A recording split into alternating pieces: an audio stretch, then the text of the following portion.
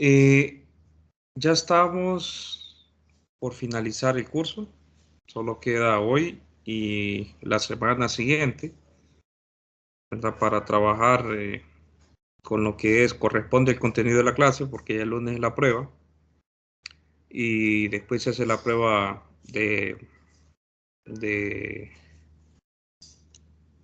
contenido, ¿verdad? La prueba teórica. Entonces, estamos ya en este capítulo, el capítulo 10. Estoy compartiendo pantalla, espero que se pueda ver.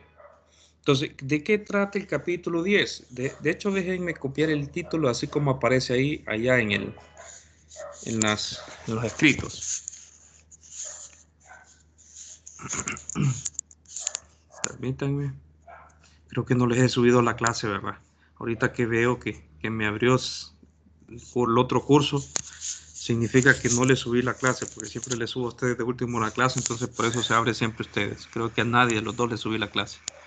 Entonces, termino de dar la clase y les subo la clase. Entonces, ¿qué es lo que vamos a ver nosotros? Esto se llama electrostática en presencia de materia.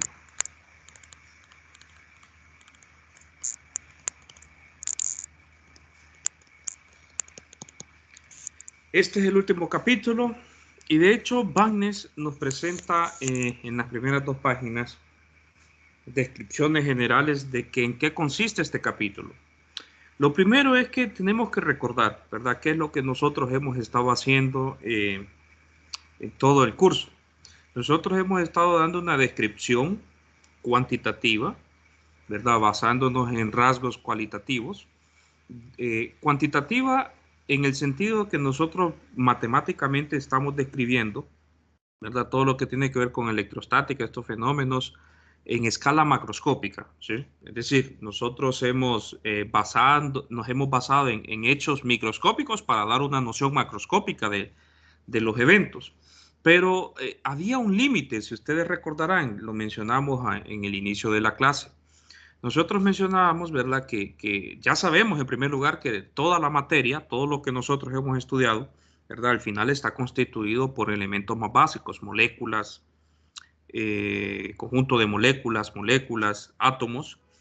Y nosotros, de alguna forma, cuando me refiero a nivel microscópico, ¿verdad?, lo que hemos hecho es encerrar pequeñas regiones de tal manera que a nivel macroscópico esas pequeñas regiones son cantidades infinitesimales, ¿sí? Pero al mismo tiempo, si nosotros nos vamos al contexto del átomo, a las dimensiones del átomo, nosotros habíamos dicho, ¿verdad?, que esas pequeñas regiones tenían que contener una gran cantidad de átomos o una gran cantidad de moléculas, ¿sí? Es decir, no podemos nosotros hablar de esas regiones infinitesimales, ¿verdad?, de las dimensiones del átomo. ¿Por qué? Porque resulta ser que las fluctuaciones que puede haber del campo eléctrico entre una molécula, ¿verdad?, una distancia cercana a la molécula o afuera de la molécula, pueden variar no en forma suave como lo que nosotros hemos interpretado del campo eléctrico y del potencial eléctrico, ¿sí?, sino que puede haber una variación que de hecho no se trata en este curso. Entonces, lo que hemos hecho nosotros, cuando me refiero a nivel microscópico, ¿verdad?, a lo que se refiere Bagnes, es que los volúmenes encerraban una buena cantidad de moléculas, una buena cantidad de átomos, de tal manera que eso me definiera las propiedades electrostáticas, ¿verdad?, del material, ¿sí?, las propiedades eléctricas del material. Entonces, y ahí sí nosotros podríamos tener pues una representación del campo eléctrico de tal manera que se comportara suave, nos movíamos de una región infinitesimal, ¿verdad?, a otra, pero a nivel macroscópico. Pero al final, esa es la idea y de hecho vamos a seguir con esa misma idea. Entonces, resulta ser que aquí Bagnes nos dice, déjenme irle subrayando ciertas cosas. Aquí Bagnes nos menciona, ¿verdad?, que nosotros ya hemos hablado de cómo se comporta el campo eléctrico en el vacío, ya hemos hablado de cómo se comporta el campo eléctrico, ¿verdad?, en un material en particular, una materia en particular que le llamamos materia conductora. Y si ustedes recuerdan, los conductores los definimos como aquellos donde existen cargas libres de poderse movilizar bajo la presencia de campo eléctrico. Entonces, aquí nosotros nos vamos a enfatizar en otro tipo de materia, una materia donde no ocurre eso, donde ya no tenemos la libertad de movilizar carga, ¿verdad? Mediante un campo eléctrico. A ese tipo de materia es la no conductora. Vamos a ver qué pasa. Ah, ahí está. Ese tipo de materia es la materia no conductora. En eso es lo que nos vamos a enfatizar nosotros. Y de hecho, a ese tipo de materia se le conoce como materia o dieléctricos. Dieléctricos, materia dieléctrica o dieléctricos. ¿Estamos de acuerdo? Entonces, resulta ser que en esos materiales dieléctricos, ahí aparece un nuevo concepto, el concepto de cargas ligadas. Ya vamos a hablar sobre eso, no se preocupen, ¿sí? Pero vamos a seguir haciendo lo mismo. Resulta que también aquí Wagner un poquito más adelante nos dice que no es fácil, de hecho, identificar en algunas ocasiones cuando nosotros tenemos material que es dieléctrico y cuando tenemos material que es conductor. De hecho, no es fácil realizar una distinción, pero sí para los efectos prácticos que nosotros vamos a hablar ahorita, vamos a definir la distinción así. ¿Verdad? El material conductor es aquel cual nosotros tenemos carga libre de poderla movilizar mediante campo eléctrico, y en este caso los materiales no conductores, los materiales dieléctricos, no existe esa facilidad, no hay, en otras palabras, esas cargas libres, ¿verdad? Pero aquí voy a hacer entre paréntesis, voy a explicar algo. Cuando Wagner nos dice que no es fácil identificar eso, es porque al final, ¿verdad? Casi todos los materiales que nosotros conocemos al final se comportan como conductores bajo ciertas consideraciones específicas, ¿sí? Por eso dije, voy a encerrar entre paréntesis esto, ¿verdad? Esto que voy a decir solo es para conocimiento general. Resulta ser que el material dieléctrico bajo potencial eléctrico alto, ¿verdad? O un campo eléctrico muy alto, ese material dieléctrico se puede convertir en conductor, ¿sí? Por ejemplo, ustedes, muy bien sabido por ustedes, ¿verdad? Que el aire no es un conductor, ¿verdad? Pero si usted tiene una diferencia de potencial, es decir, un voltaje muy alto, resulta ser que el aire al final se convierta como conductor, ¿verdad? Usted va a ver que la madera no es conductora, ¿verdad? Pero cuando se encuentra una diferencia de potencial muy alto, por ejemplo, los rayos caen y se conducen los electrones a lo largo de él. Entonces, resulta que por eso no es tan fácil realizar una distinción en algunos casos, como lo comentaba antes, ¿verdad? Entonces, cierro paréntesis, hasta ahí termina mi comentario con respecto a eso. Entonces, ¿qué es lo que nosotros vamos a hacer? Repito, nosotros queremos una descripción macroscópica, ¿verdad? Del electromagnetismo. ¿Y qué es lo que nos vamos a basar? En una imagen microscópica, como lo hemos estado haciendo, incluso para este tipo de material, ¿verdad? Para los materiales que no son conductores, lo que vamos a estudiar en este capítulo, los materiales dieléctricos, ¿sí? Entonces, en otras palabras, es esto, ¿verdad? Lo que estoy recitando, lo de Wagner. Lo quiero hacer así, jóvenes, porque si me pongo a copiar en el apuntes, ¿verdad? Me va a llevar mucho tiempo. Entonces, tenemos la ventaja de que yo puedo compartir el libro de texto con ustedes e ir subrayando lo que yo considero importante, que al final es casi todo esto que explica Wagner es bastante importante. Entonces, resulta, ¿verdad? Que vamos a seguir haciendo eso, ¿verdad? Vamos a basarnos en la imagen microscópica, pero con todos los pormenores que mencioné anteriormente. Entonces, nosotros vamos a hacer ciertos supuestos, hipótesis para poder estudiar este tipo de materiales. Lo primero que tenemos que ver es lo siguiente. Cuando nosotros tenemos un material no conductor, un material dieléctrico, ¿verdad? Significa que puede suceder lo siguiente. Resulta, ya lo había mencionado, que la materia, todo está constituido por moléculas y átomos. Entonces, si no hay presencia de campo eléctrico, ¿verdad?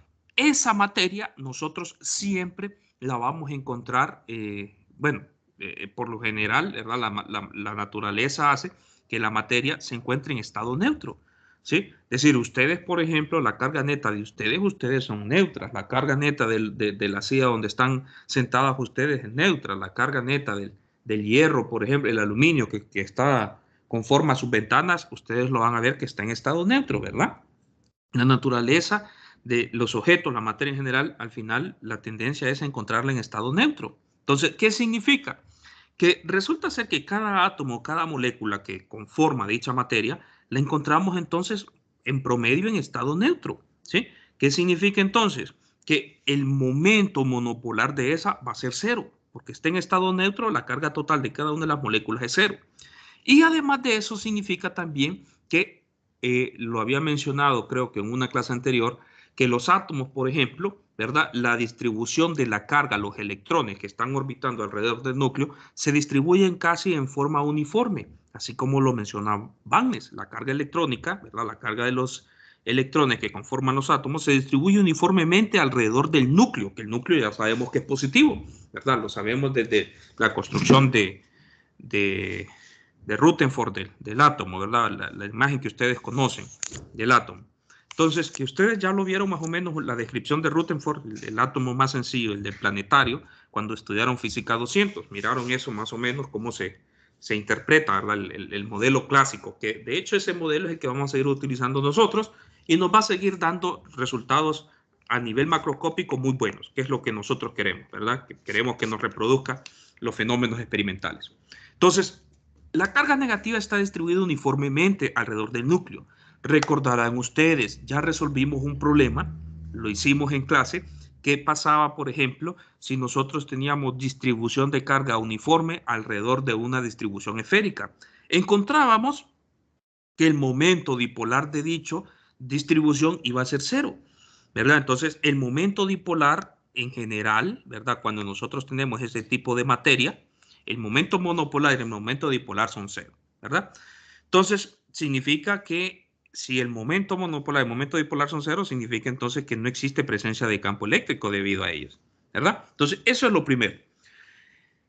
Resulta que nosotros podemos seguir mirando otras situaciones, ¿verdad? Otras situaciones. ¿A qué me refiero con otras situaciones? Por ejemplo, cuando ya existe presencia de campo eléctrico, las cargas positivas van a tenderse a mover en dirección del campo eléctrico. Seguimos estudiando la materia, ¿verdad? Pero ahora, imagínense que ahora ya tenemos situación del campo eléctrico. Ya hay campo eléctrico.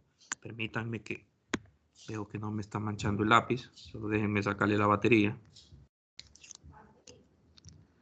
Entonces, cuando tenemos campo eléctrico, nosotros podemos pensar, entonces resulta que aquí la carga no es libre de moverse. Aquí yo no tengo facilidad de moverse desde un punto arbitrario a otro punto, como en los conductores. Pero sí sabemos que esos átomos, esas moléculas individuales, sí pueden movilizarse en pequeñas regiones, ¿verdad? En las que están confinadas.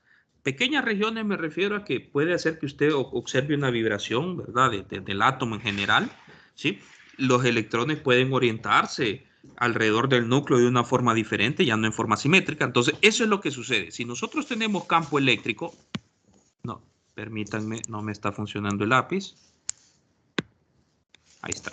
Si nosotros tenemos campo eléctrico ahora, ¿verdad? Entonces esperaríamos nosotros que cada uno de esos átomos que conforman la materia, la carga positiva, tienda a moverse en la dirección del campo eléctrico. Eso ya lo sabemos, ¿verdad? La carga eléctrica positiva tiende a moverse en dirección del campo eléctrico, mientras que la carga eléctrica negativa tiende a moverse en dirección contraria al campo eléctrico. De cada uno de los átomos, de cada una de las moléculas que está conformando nuestra materia. Entonces, ¿qué con todo ello? Pues resulta que ahora tenemos una nueva reorganización de la carga de las moléculas. ¿Estamos de acuerdo? Se ha distribuido ahora una carga, las cargas de la molécula. Entonces, ¿qué esperaríamos nosotros con ello? Pues esperaríamos que en esa situación, ahora sí, el momento dipolar fuera nulo, no nulo, ¿sí? El momento monopolar sigue siendo nulo, ¿verdad? Porque ya sabemos que la carga neta no se crea ni se destruye. La carga no se crea ni se destruye. Eso significa que la carga neta sigue siendo carga por cada una de las moléculas, ¿verdad? En promedio, sigue siendo neutra. Entonces, el momento monopolar es cero, pero ahora, cuando existe campo eléctrico, resulta ser que ahora sí esperaríamos que cada una de las moléculas tenga un momento dipolar no nulo, ¿sí? Y probablemente existan otros momentos, ¿verdad? Momento cuadripolar, puede hacer que también tengamos momento cuadripolar, ¿sí? Puedan haber los otros. ¿Qué pasó? ¿Qué hice? Permítanme, muchachos. Puede ser que existan otros momentos, ¿verdad? Otros multipolos ahí. Pero bueno, ya vamos a ver cuáles son las consideraciones que vamos a tomar nosotros. Entonces, ¿vamos bien hasta el momento, muchachos? ¿Muchachas? ¿Verdad? Puede ser que existan otros multipolos de orden mayor, ¿sí? Entonces, cuando nosotros tenemos ese tipo de situación, nosotros decimos que hemos inducido, ¿sí? Hemos inducido un momento dipolar. Hemos inducido un momento dipolar. Y cuando sucede eso, viene el nuevo concepto que vamos a definir. Estamos diciendo que estamos polarizando la materia, ¿sí? Hemos inducido. ¿A qué me refiero con inducir? Hemos orientado la carga eléctrica de cada una de las moléculas, de cada uno de los átomos, y ese proceso se le conoce como, a ese proceso final de crear momentos dipolares, se le conoce como polarización, ¿sí? Hemos polarizado la materia. ¿Sí? En el contexto que nosotros estamos hablando, polarizar significa eso. Hemos polarizado la materia, hemos creado momentos dipolares debido a campo eléctrico. ¿Vamos bien hasta el momento? ¿Alguna pregunta? ¿Se está entendiendo lo que estamos mirando de nuestro querido libro de Bagnes? ¿Preguntas? Bueno, entonces, si no hay preguntas, voy a seguir subrayando. Entonces, ¿qué pasa? Resulta ser que tenemos ahora, puede haber otras posibilidades, ¿verdad? De las materias en estudio. Resulta ser que algunas materias, en algunos materiales, puede hacer que la carga positiva y negativa de las moléculas ya esté de tal orientada de tal manera que existan momentos dipolares aún sin necesidad de crear campo eléctrico, ¿sí?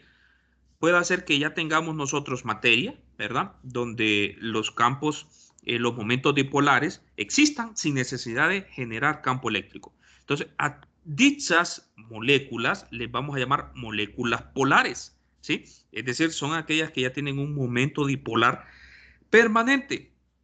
¿Estamos de acuerdo? De hecho, nosotros miramos un ejemplo. Yo les di un ejemplo, el caso del agua. El agua tiene un momento dipolar ya permanente, ¿sí?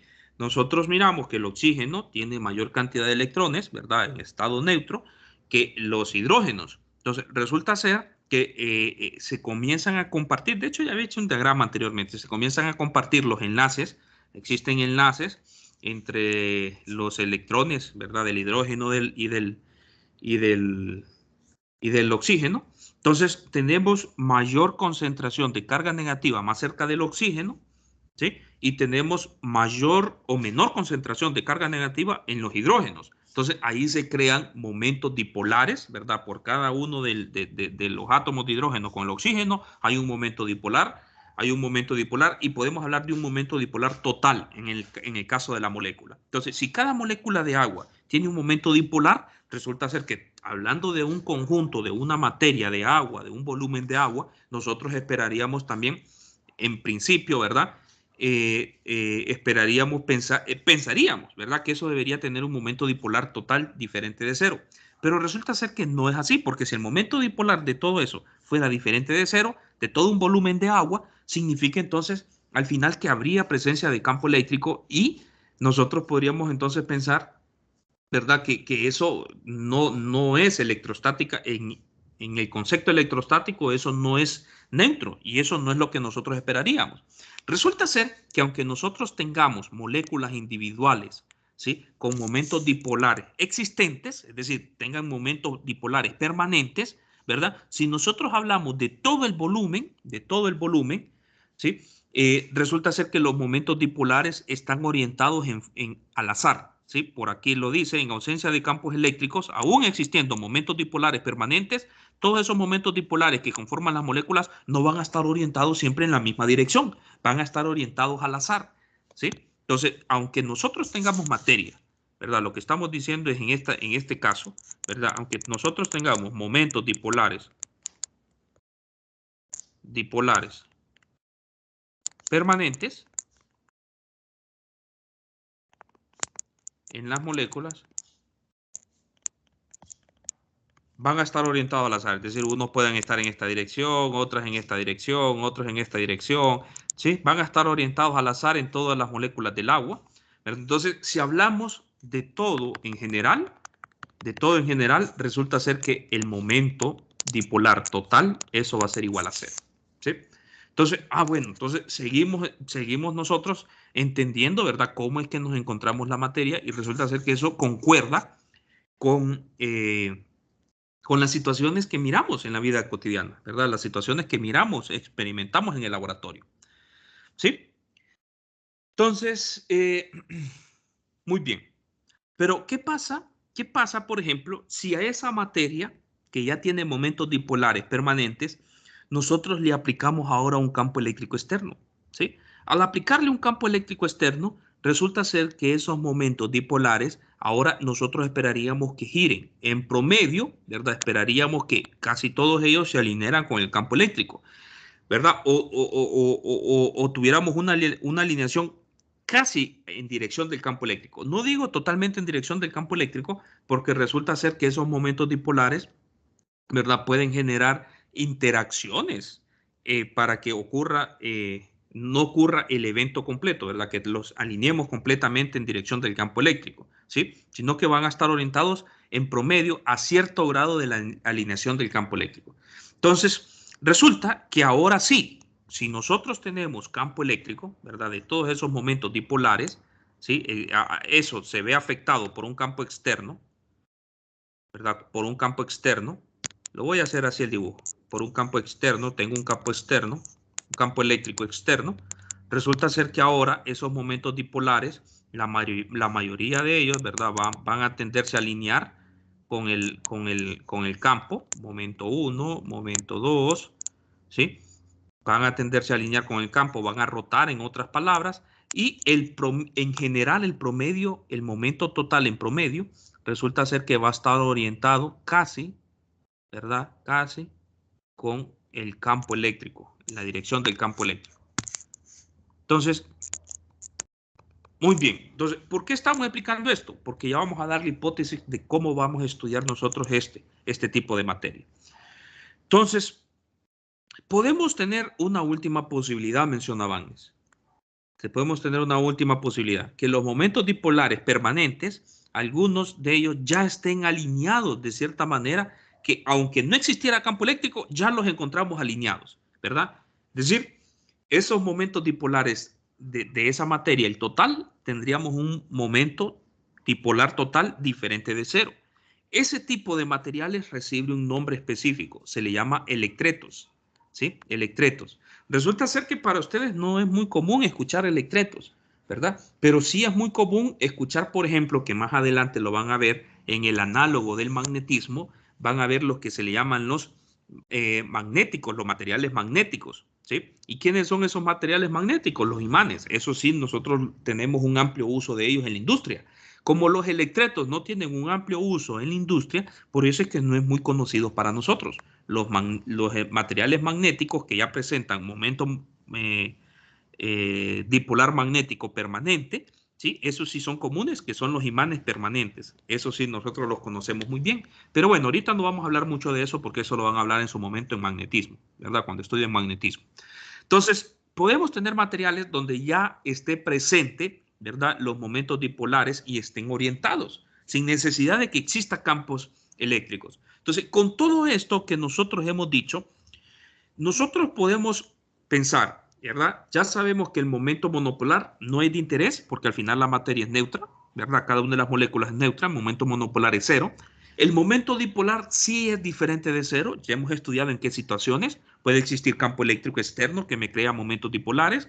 Puede existir ya que tengamos moléculas que ya tengamos momentos dipolares y con un campo externo se orienten de alguna forma, o podemos tener materiales que ya son electretos, ¿verdad? Y que tengan momentos dipolares. Resulta que puede ser que existan más multipolos, ya lo hayamos mencionado anteriormente, ¿verdad? Más términos multipolares, ¿verdad? Puede ser que exista el término octopolar, el término de orden superior, pero resulta que todos ellos, si ustedes recordaran los términos, cada vez que vamos encontrando, cada vez se van haciendo más pequeños la contribución de ellos cuando nos alejamos más del punto donde está distribuida la carga. El punto de campo está lejos de donde está distribuida la carga. Resulta ser que esos van decreciendo casi en forma exponencial, de una forma más rápida de lo que corresponde al término dipolar.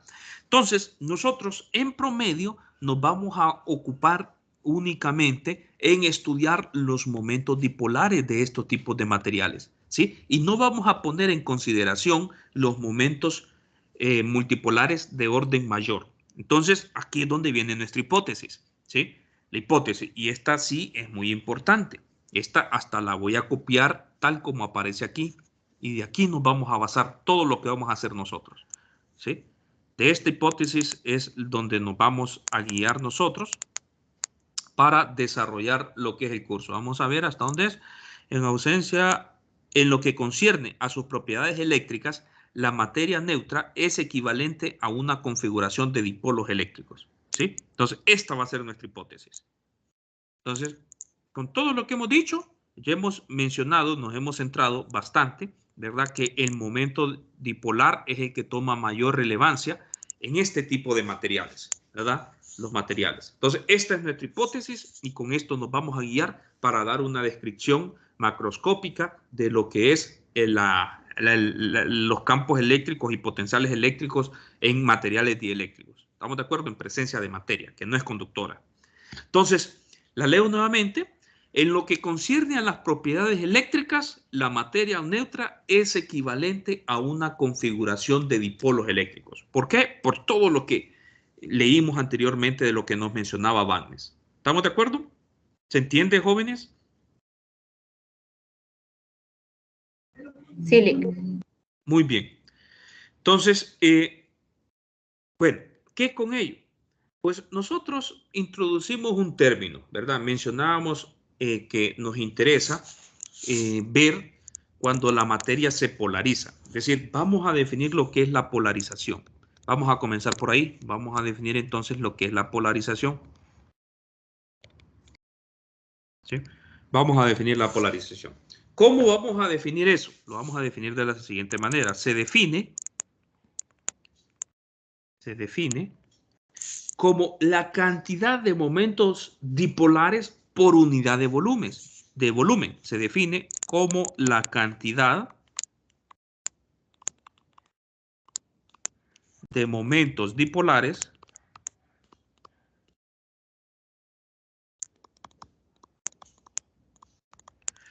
por unidad de volumen.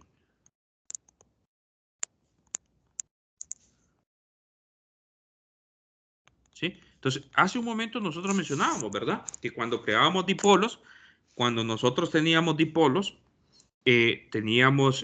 bueno, los podíamos crear con campos externos, ¿verdad? Orientar la carga. Podían haber ya momentos dipolares, ¿verdad? Pero en general, en todo un volumen dado, como están orientados al azar en algunos materiales, el momento dipolar total de ello era 0, o podíamos nosotros reorientar esos momentos dipolares con campo externo o habían electretos, ¿verdad? Ya momentos dipolares ya bien orientados, bien definidos. Entonces, a nosotros nos interesa ver cuántos de los momentos dipolares que conforman esas moléculas, esos átomos, están orientados de una forma dada. Entonces, a eso es lo que nosotros estamos llamando como polarización. En otras palabras, la polarización la vamos a simbolizar con una P mayúscula, ¿verdad? Grande, ¿sí? De hecho, es una cantidad vectorial, es la cantidad de términos dipolares, lo voy a representar así, ¿verdad? Esa pequeña cantidad de dipolos que yo tengo en una pequeña cantidad de volumen. ¿Estamos de acuerdo? En una pequeña cantidad de volumen en un material dado. Eso es lo que nosotros vamos a entender entonces como polarización, ¿verdad? Entonces, en general, repito, ya sabemos a qué nos referimos con esa escala microscópica, ¿verdad? Esa escala microscópica. Entonces, puede ser que en esa escala microscópica nosotros tengamos los dipolos orientados de esa forma, en esa pequeña región. Lo suficiente cantidad de dipolos para decir que todos están orientados en esa misma dirección. Pero resulta que si ya me paso a otra región de volumen en otro lado, puede ser que ya esos dipolos que están conformando esas moléculas ya cambien de dirección. ¿Estamos de acuerdo? Entonces, ahí tengo un valor representativo de la polarización. Entonces, ¿qué con ello? Pues resulta que con esta definición nosotros ya podemos hablar de quién es el momento dipolar total, ¿verdad? Esto hace referencia al momento dipolar en una región infinitesimal de volumen.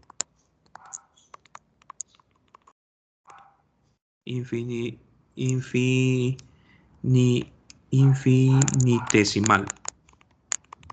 Ya estoy como alguien ahí que mintiendo sobre el delay, ¿verdad? Momento dipolar en una región infinitesimal, está bien, de volumen. Entonces, muy bien. Hasta el momento vamos bien. ¿Qué significa? Que yo puedo hablar entonces del momento dipolar total, ¿verdad? De un sistema, del momento dipolar total de un sistema simplemente operando matemáticamente esa expresión. ¿Cómo? Como la contribución, ¿verdad?, de la variación de la polarización. ¿Cómo está variando la polarización? De hecho, la polarización es un vector que varía con respecto a la distribución de carga, ¿verdad?, por el diferencial de volumen, en el volumen dado. Entonces, este sería el momento dipolar total de mi sistema, ¿verdad? El momento, perdón, aquí tengo, porque lo que hice fue integrar en ambos lados, tengo que hacer la contribución aquí, ¿verdad? Este integral de aquí me da el momento dipolar total, ¿sí? Este es el momento dipolar total de mi sistema. Momento dipolar total del sistema. ¿Qué con ello? Pues resulta ser que si yo sé quién es el momento dipolar total de esa materia que yo esté estudiando, resulta ser entonces que yo ya puedo calcular quién es el potencial eléctrico, quién es el campo eléctrico, etcétera. ¿Estamos de acuerdo? ¿De qué forma? Recordarán ustedes, nosotros ya estudiamos, de hecho, el término dipolar, ¿verdad? En el desarrollo multipolar. Es decir, nosotros, si ustedes recordarán, habíamos encontrado, ¿verdad?, que el potencial que me produce un dipolo, ¿sí?, está determinado mediante esta expresión. En un punto de campo alejado. 4pi epsilon sub 0 r cuadrado, ¿verdad? Habíamos encontrado eso. De hecho, nosotros lo encontramos para el momento dipolar total, ¿verdad? Ya hablando de la distribución de carga.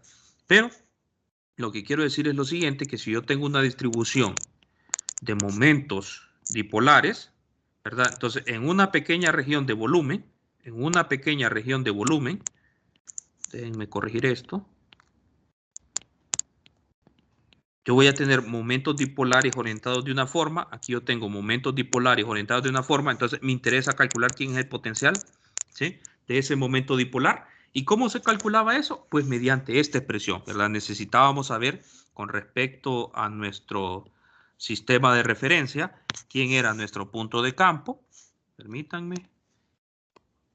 ¿Quién era nuestro punto de campo? Llamábamos R, ¿verdad? Ubicábamos nuestra distribución de carga R' y el vector relativo, ¿verdad? El vector relativo. Entonces, el momento, esta pequeña contribución de momento dipolar me da esa pequeña contribución del potencial eléctrico, porque resulta ser que, repito, puede hacer que en la otra región de volumen que yo me pase, los momentos dipolares estén orientados de esta forma.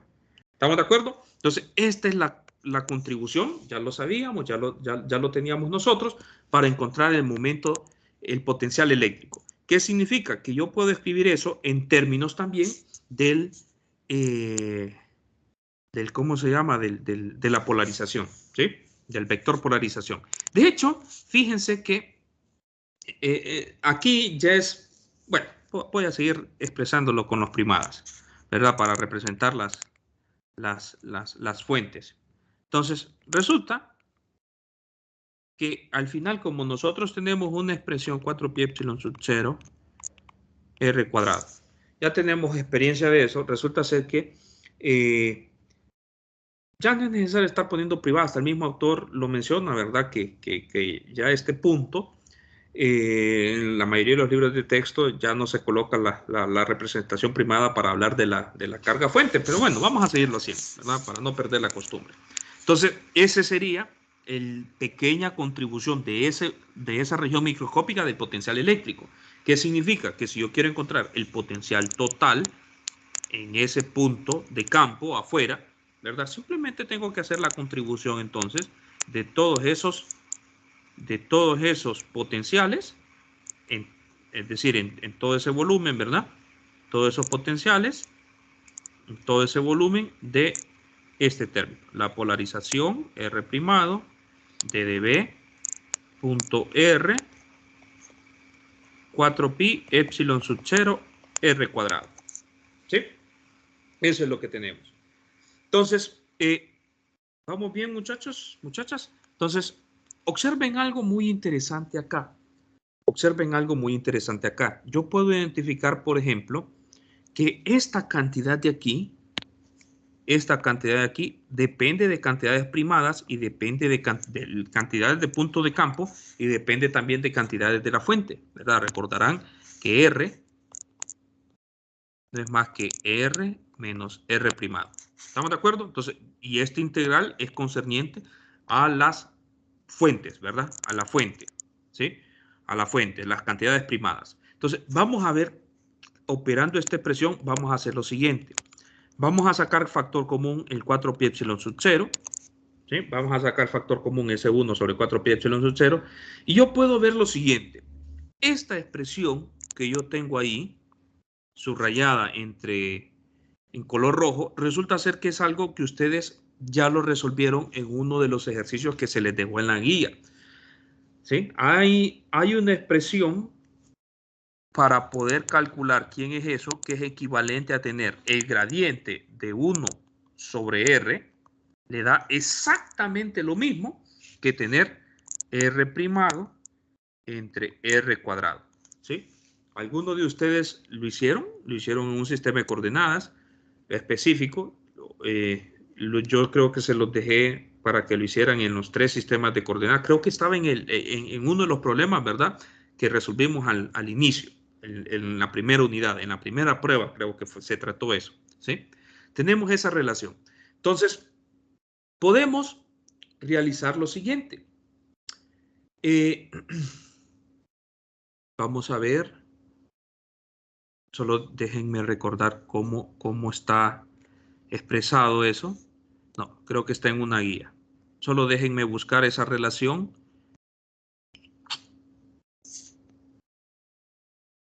Denme un segundo. Solo quiero enseñarles esa expresión. Vale.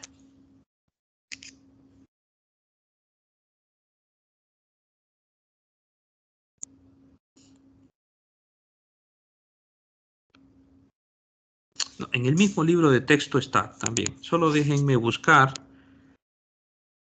Creo que Bagnes también lo hace casi al final. Algunas relaciones vectoriales.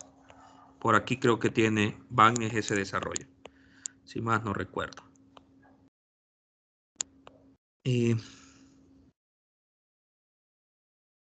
Aquí está. ¿Verdad? 1 sobre R me da R sobre R cuadrado, que es lo que les comentaba ahorita, y también 1 sobre R primado me da negativo R por R cuadrado. Entonces, tengo esta expresión, la voy a colocar aquí, la voy a llevar. La voy a llevar, porque resulta ser que necesitaba ese signo. Entonces, la voy a escribir aquí. Déjenme borrar esto. Voy a escribirlo aquí. ¿Sí? Voy a escribirla ahí. Entonces, ¿qué es con ello? Pues resulta ser que yo tengo esto de acá, ¿verdad? Esto de acá. Entonces, voy a querer hacer lo siguiente. Me faltaba un signo en lo que yo había colocado. Entonces, voy a hacer lo siguiente. Voy a utilizar la expresión concerniente a la diferenciación o al gradiente, pero de las cantidades que tienen que ver con la distribución de carga, con la fuente, ¿sí? Entonces, en otras palabras, vamos a utilizar lo siguiente, que el gradiente con respecto a las coordenadas primadas, eso es R sobre R al cuadrado. Entonces, vamos a hacer esa sustitución acá. Entonces, tengo la polarización R primado, ¿verdad? Por producto punto, por el gradiente con respecto a las coordenadas primadas de 1 sobre R por el diferencial de volumen. ¿Estamos de acuerdo? Entonces, observen qué es lo que estamos haciendo. Bueno, resulta ser que esta expresión de aquí ahora, también hay algo relacionado con respecto a eso que ustedes también lo hicieron de tarea. También se los dejé de tarea en ciertas identidades. Hay una identidad que recordarán ustedes que cuando calculaban la divergencia, esto fue tarea, algo que ustedes hicieron, una identidad que probaron ustedes. Cuando ustedes calculaban la divergencia lo voy a poner así, allá no me acuerdo cómo fue que lo colocamos, ¿sí? de una cantidad vectorial entre un campo escalar, ¿verdad? La divergencia de eso, esto es un vector. ¿Estamos de acuerdo? Esto es un vector. Entonces, ese resultado, eso es igual a tener a la polarización, ¿verdad? Al campo vectorial del gradiente de 1 sobre el campo escalar más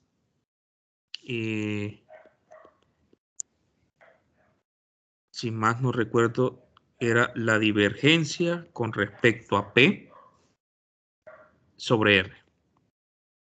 Me dan ganas de ir a buscar también eso para recordárselas, ¿sí? Pero tenemos esa expresión. Entonces, ¿qué con ello? ¿Qué con ello? De hecho, cuando tenemos expresiones de este tipo, esa identidad es muy parecida a la identidad que ustedes conocen, ¿verdad? De diferenciaciones de productos, de funciones. Lo único que aquí tenemos divergencia, no es una diferenciación de las que ustedes han trabajado en cálculo 1 y cálculo 2. Es la divergencia. Entonces, ¿qué con ello? Esta expresión que yo tengo allá es exactamente esta de aquí, este primer término. Significa entonces que yo puedo reescribir esa expresión, 1 sobre R, ¿verdad? Y escribirlo en términos como la divergencia de todo esto menos la divergencia de la polarización entre R. ¿Sí? Entonces, vamos a hacer esa sustitución en aquella expresión que tenemos arriba. Entonces, el potencial va a quedar 1 sobre 4pi epsilon sub 0, la integral, vamos a poner entre paréntesis, de p punto, perdón, de la divergencia, o lo vamos a de un solo a dividir entre, bueno, lo voy a poner entre paréntesis, o de un solo, para no estar perdiendo tiempo, ¿sí? Voy a escribirlo de un solo con las dos integrales, la integral en ese volumen de la divergencia de la polarización entre R, no se les olvide que esto es la polarización, ¿verdad? Lo que tenemos aquí son polarización, el vector polarización, ¿sí? El vector polarización. Este es el vector polarización. Entonces, la polarización entre R por el diferencial de volumen menos la integral de la divergencia de la polarización entre R por el diferencial de volumen. ¿Sí? Tenemos eso. Lo único que hemos hecho ahí es sustituir esos términos. ¿Estamos de acuerdo? Entonces, ¿qué con ello? Pues nosotros podemos recordar algo también. Lo voy a escribir así. Voy a meter el signo mejor acá para seguir la nomenclatura de Banks. Podemos recordar algo. Resulta que aquí yo tengo algo muy parecido. En el primer término yo tengo algo muy parecido a algo que ustedes recordarán. El teorema de la divergencia.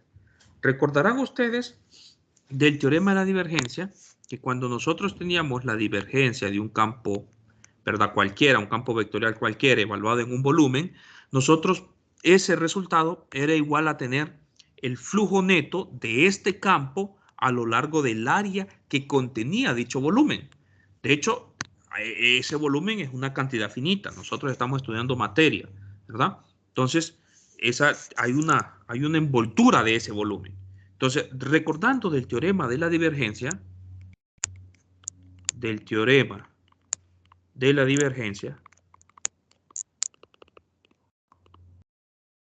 nosotros podemos reescribir esa expresión de la siguiente forma. 1 sobre 4pi epsilon sub 0. De hecho, lo voy a escribir así. Voy a escribir el primer término, esta expresión.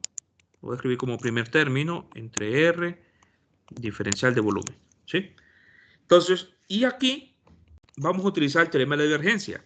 ¿Qué me decía el teorema de la divergencia? Que esa expresión que yo tengo ahí, eso es igual a tener equivalente a el flujo neto que me produce ese campo. ¿Cuál es el campo? A lo largo de una superficie. Es decir, el flujo neto que me está produciendo esto a lo largo de la superficie. ¿Sí? A lo largo de la superficie.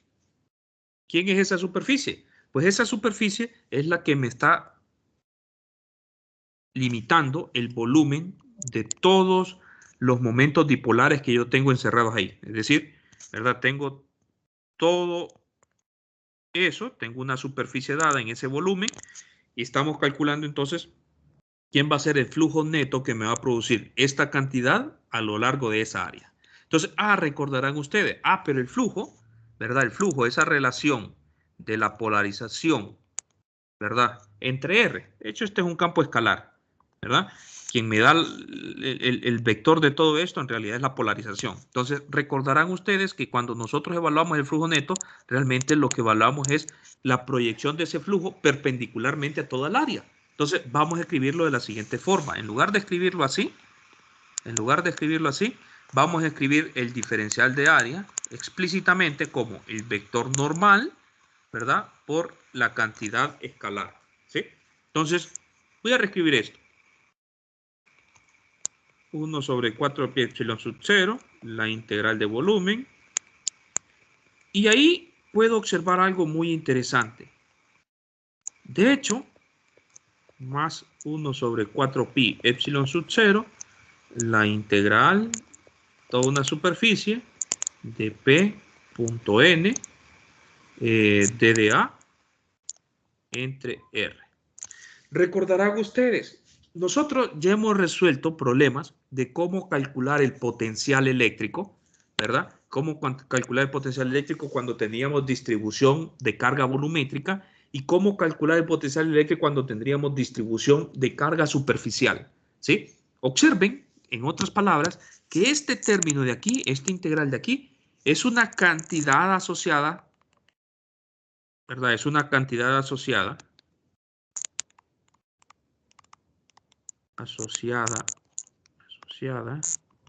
a los dipolos en el volumen. Mientras que esta cantidad que yo tengo aquí es la cantidad asociada a los dipolos en la superficie.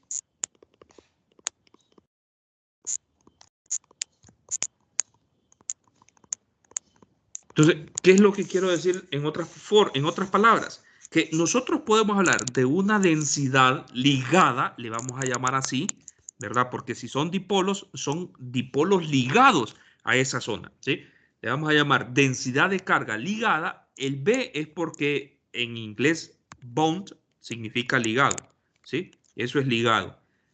Entonces, le vamos a llamar así, densidad de carga ligada, le vamos a poner su índice B, y eso lo vamos a representar así, ¿verdad? Vamos a hacer esta sustitución para recordar de hecho cómo se calculaba el potencial debido a una distribución de carga volumétrica y el potencial debido a una distribución de carga superficial.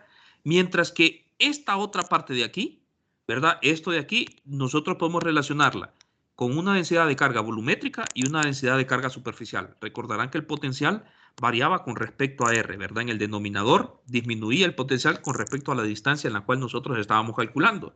Entonces vamos a definirlo así. Densidad de carga superficial y una densidad de carga ligada, estas son cantidades primadas, y una densidad de carga ligada al volumen, ¿sí? Entonces, en otras palabras, ¿verdad? Lo que estamos hablando es una cantidad, densidad de carga. Vamos a escribir en forma explícita. Densidad de carga. Ligada volumétricamente hablando. Y una densidad de carga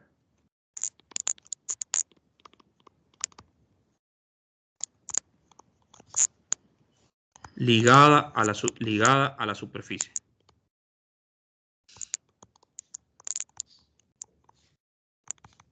Es decir, el potencial, ¿sí? El campo escalar, yo lo puedo escribir de la siguiente forma para recordar lo que nosotros hemos hecho en ejercicios anteriores, ¿sí? Nosotros resolvíamos esto, R por el diferencial de volumen, ¿verdad? Eso era lo que nosotros resolvíamos cuando estábamos allá calculando el campo eléctrico, el potencial eléctrico afuera de un volumen dado, ¿verdad? De una superficie dada, calculábamos esto, si ustedes recordarán, hacíamos esta integral, ¿sí? De hecho, aquí tengo que integrar con respecto a R primado, ¿verdad? A la carga de dB. con respecto a la carga, respecto a los dipolos, sería en otras palabras, ¿sí? Con respecto a los dipolos. DDS, de hecho es DDA sobre R, ¿sí? Entonces, esa es la expresión para calcular entonces el potencial cuando nosotros tengamos dieléctricos. ¿Estamos de acuerdo? Vamos a calcular quién es la densidad de carga volumétrica ligada y la densidad de carga superficial ligada. ¿Y quiénes son esas? Pues lo que hemos encontrado al aplicar matemática, ¿verdad? Es que ese resultado lo podemos deducir de esta manera y hacer exactamente lo mismo que hemos hecho en capítulos anteriores, ¿sí? Hacer exactamente lo mismo que hemos hecho en capítulos anteriores. Entonces, esa es la expresión con la que se va a comenzar a trabajar. Igual, yo le puedo dejar tarea de esto, ¿verdad? Vamos a resolver ejercicios. De hecho, hay algunos problemas muy interesantes que están ahí en el libro de Bagnes, ¿verdad? Como ejercicios. Y tenemos tiempo para revisar, hacer ejercicios, mirar la matemática, cómo trabajar eso, ¿verdad? Pero en resumen, es exactamente lo mismo que hemos estado haciendo desde los contenidos anteriores, haciendo estos cálculos. Lo único que ahora ya nos va a aparecer una cantidad ligada volumétrica y una cantidad de carga superficial. Entonces, resulta, me quedan 2 minutos, pero voy a explicar algo más. Resulta que lo que nosotros hemos dicho, ¿verdad? Y acuérdense que nosotros hemos estado hablando que la carga neta que nosotros tenemos de la materia que estamos estudiando, la carga neta de eso es igual a 0.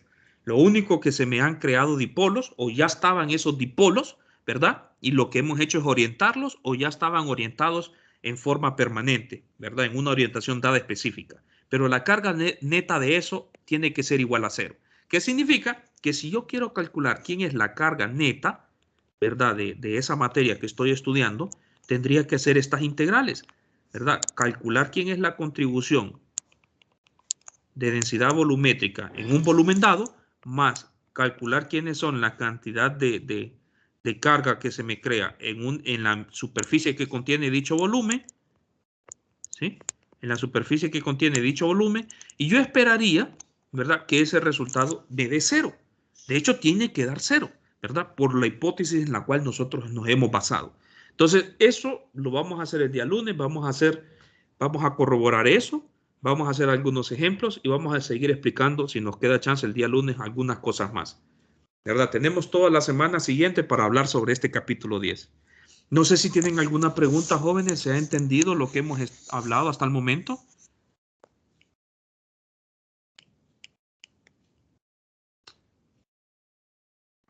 Sí, se va entendiendo. Bueno, muy bien. De hecho, este capítulo es el capítulo más largo. Es el capítulo que yo diría que genera mayor problema, pero de hecho es el capítulo, uno de los capítulos más importantes. De todos los capítulos que hemos visto son muy importantes, ¿verdad? Porque hemos estudiado conductores. Ahorita lo que estamos estudiando son materiales que no son conductores. Entonces, son importantes, pero este capítulo es el más largo de todos. Hay más cosas que hablar aquí. Entonces, nos vamos a quedar hasta aquí, ¿verdad? Si no hay preguntas, entonces nos vamos a ver hasta la siguiente semana. Listo. Solamente, antes de dejar que dé sus comentarios, Daniel, solamente, y hasta voy a pausar, ¿verdad? Para no minuscuir